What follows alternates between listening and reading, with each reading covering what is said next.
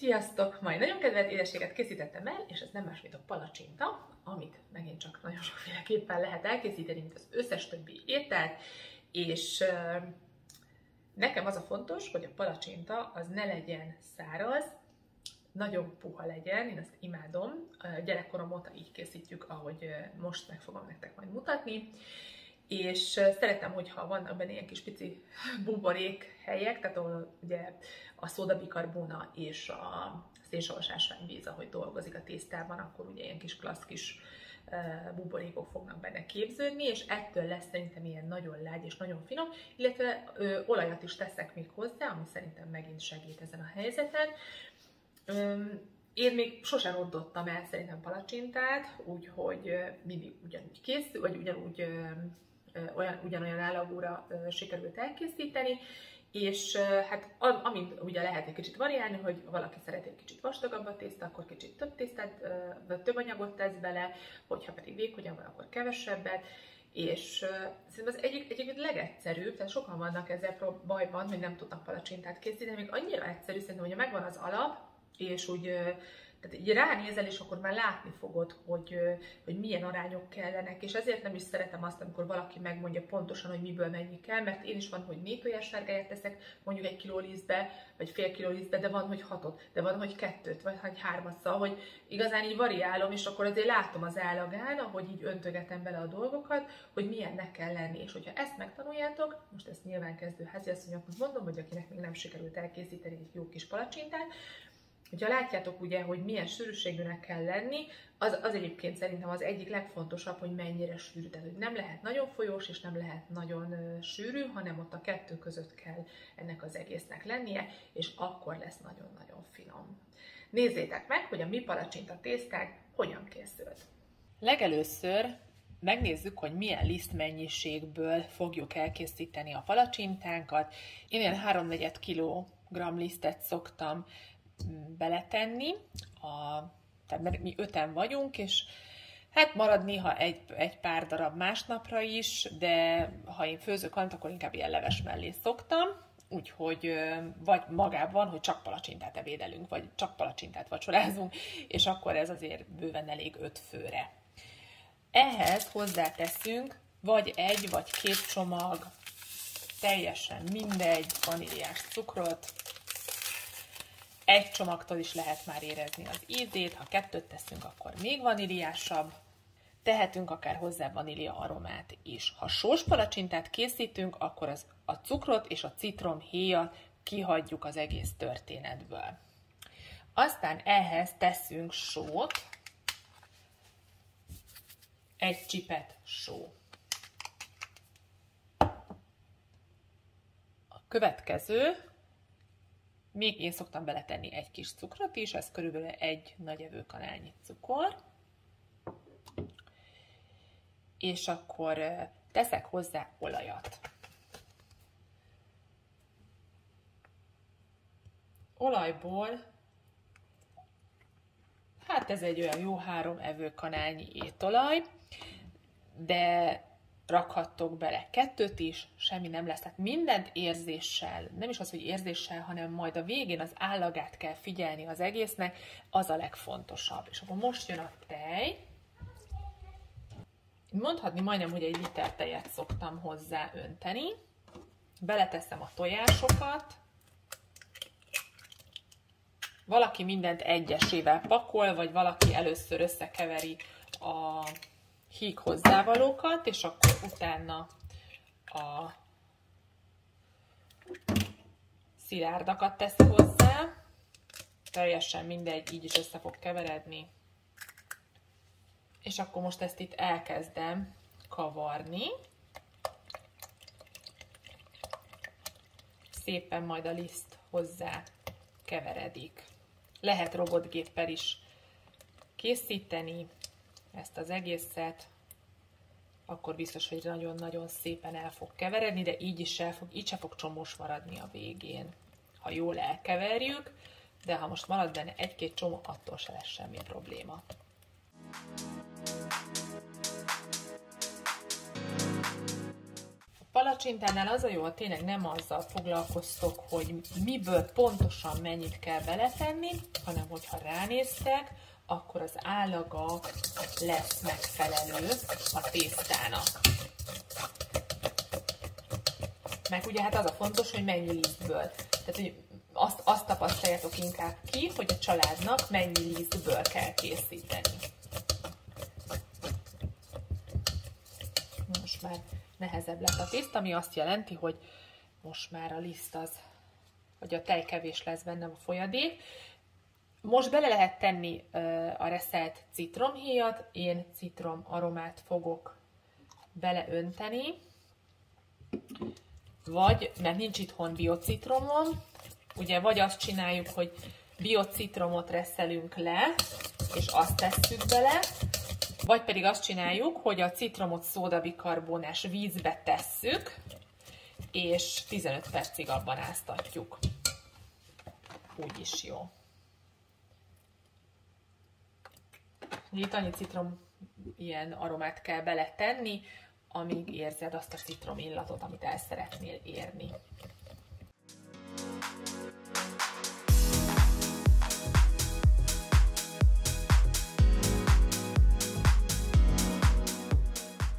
És már lassan elérek az aljáig az összes lisztnek.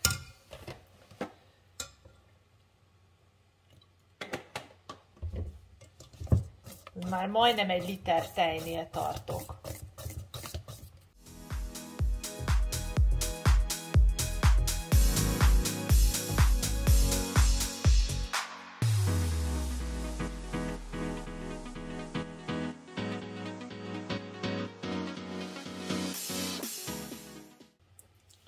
Összesen belement 1 liter tej.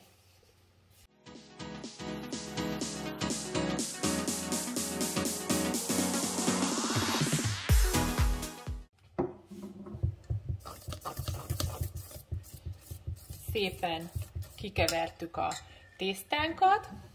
Egyébként robotgéppel is lehet dolgozni, ezzel a habverővel kell ilyenkor felverni eddig a fázisig. És akkor most jön bele szénsavas ásványvíz. Tehát látjuk, hogy a tésztánk az így elég sűrű még. Ez így biztos, hogy nem jó, amikor így folyik a tészta.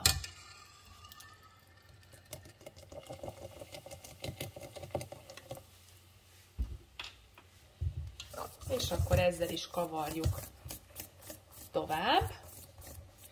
Ezeknek köszönhető majd, hogy ennek köszönhető majd, hogy ilyen szép kis buborékos és könnyed lesz a tésztánk, és nem fog megkeményedni, és még másnap is puha lesz.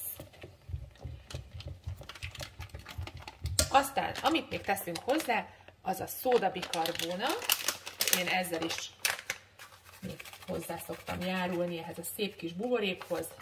Ebből tegyünk bele egy teáskanálnyit. Egyébként a szódabikarbona és az ásványvíz lesz az, tehát a szénsavas ásványvíz, amivel, vagy szóda, tehát akkor ugye nem muszáj, tehát csapvíz is lehet, csak akkor szóda mindenképpen, tehát buborékos legyen, ami majd azt segíti, hogy ilyen nagyon-nagyon finom puha palacsintát kapjunk. Illetve a tojások, azok még nagyon, minél több tojás van egy palacsintában, annál finomabb. Tehát az egy tojásos sose lesz olyan finom, mint amiben több tojás van. Persze nyilván itt lisztmennyiségtől is függ, de a kevesebbe is nyugodtan tegyetek tojást. Még egy kis szóda. Ez most körülbelül olyan 2 deci, amit beletettem ebbe a... Tehát már van benne 1 liter tej, és még mellé egy 2 deci ásványvíz, szénsavas ásványvíz.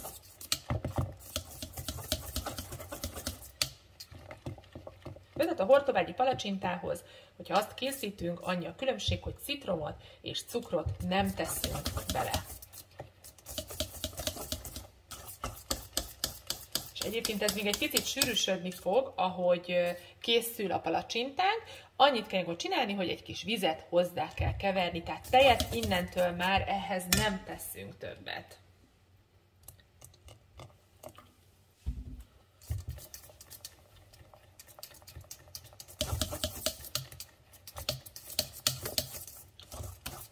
azt hiszem most már jók leszünk.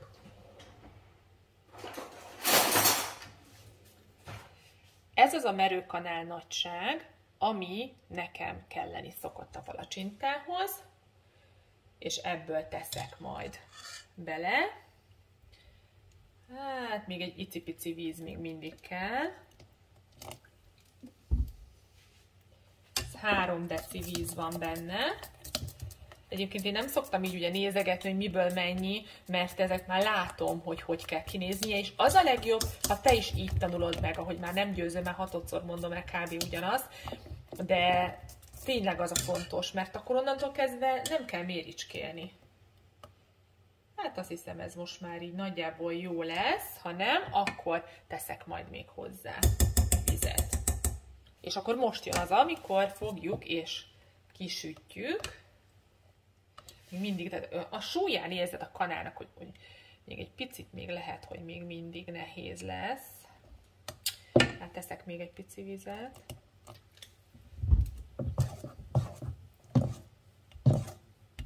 Amikor már nincs szükség arra a kavaróra, se így is elég elkavarni, ahogy most csinálom.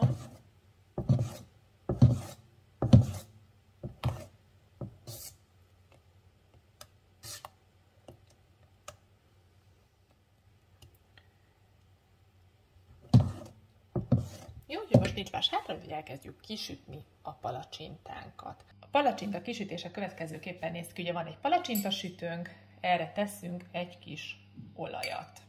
Étolajat, vagy kókuszsírt, attól függ, mit használtok.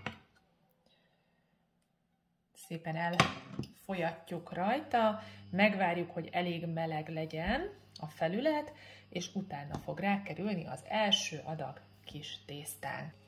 Körülbelül ennyit teszünk az a merőkanálba, és így szépen körbe öntjük rajta.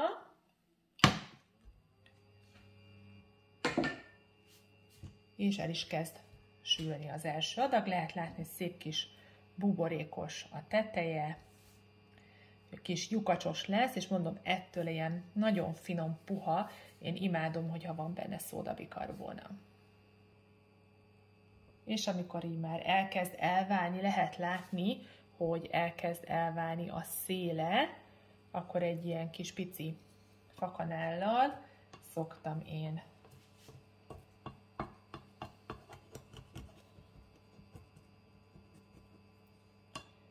és akkor vagy alá nyúl valaki, és úgy fordítja meg, vagy aki már ügyesebb, én már úgy szokta, feldobja a levegőbe, és lehet látni, hogy annyira puha, annyira finom maga a tészta, és ez az első nem ragadt le, nem égett le. Ez annak köszönhető, hogy van benne étolaj, illetve hogy alá is tettünk étolajat, attól lesz az, hogy nem ragad le, és látjátok, hiába van benne cukor, akkor se fog leragadni. Tehát nagyon jól az arányokat kell megtalálnotok szemre, nézni, hogy mennyi fog kelleni. És akkor én úgy szoktam csinálni, hogy én azonnal töltöm, mert akkor, hogyha fahéjat teszek bele, például a fahéjas porcukrot, akkor ez nagyon finom lesz, hogy elolvad benne rögtön. Ugye, hogyha hidegen teszem bele, akkor porállagú marad benne a porcukor, és akkor ez már nem olyan jó. És akkor szépen csak átcsúsztatom a tányérra. Következő, megint egy kis olaj, kicsit elöntögetjük benne, hogy mindenhova nagyjából jusson.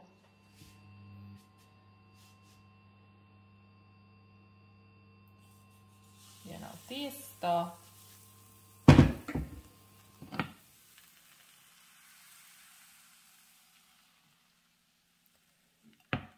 Szépen elöntünk benne. Ott maradt egy pici lisztdarab. Nem kell vele foglalkozni, egyáltalán nem fogjátok benne érezni.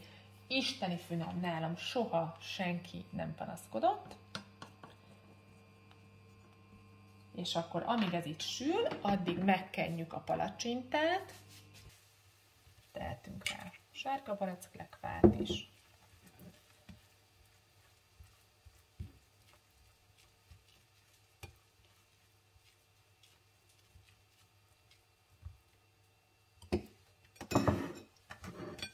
és akkor feltekerjük.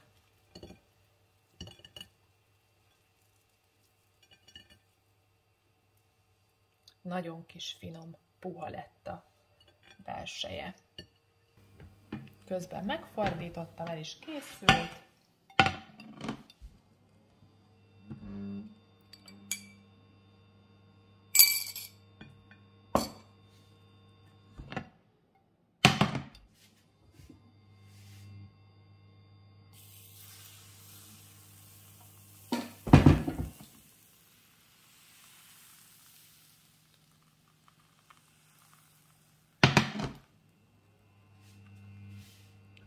És akkor egészen addig így folytatjuk, amíg el nem fogy az összes tésztánk. Elkészültek a palacsinták, úgyhogy nincs más hátra, mint hogy elfogyasszuk őket. Nekünk lett nutellás, lekváros és fahéjas porcukros.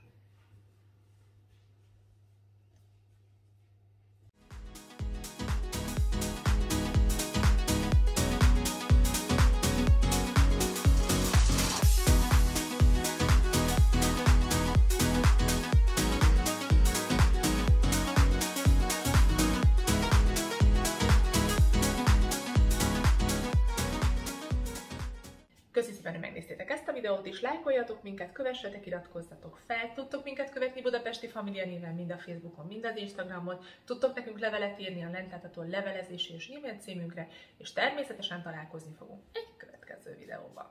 Sziasztok!